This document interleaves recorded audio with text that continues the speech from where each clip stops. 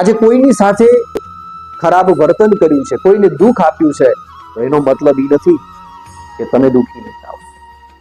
સમય આવશે, કર્મ કોઈને છોડતું નથી. જો આજે તમે કોઈને દુઃખી કર્યા છો, તો એક દિવસ આવશે કે તમે પણ એ આપેલા દુઃખના કારણે તમારે પણ દુઃખ ભોગવવાનો વારો આવશે.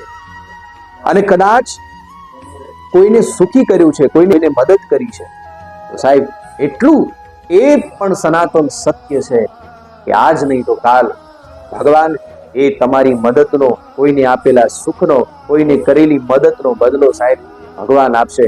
તમારા જીવનમાં ચોક્કસ સુખ આવશે. કારણ કે અહીંયા તો કર્મ પ્રધાન છે. જેવું કરશો એવું ભરશો, જેવું વાવો છો એવું જ લડવાનું છે. અને એટલા માટે જીવનમાં સુખી થવું હોય તો કર ભલા તો હો ભલા. કારણ કર્મ કોઈને છોડતું સાચું. જય સિયારામ.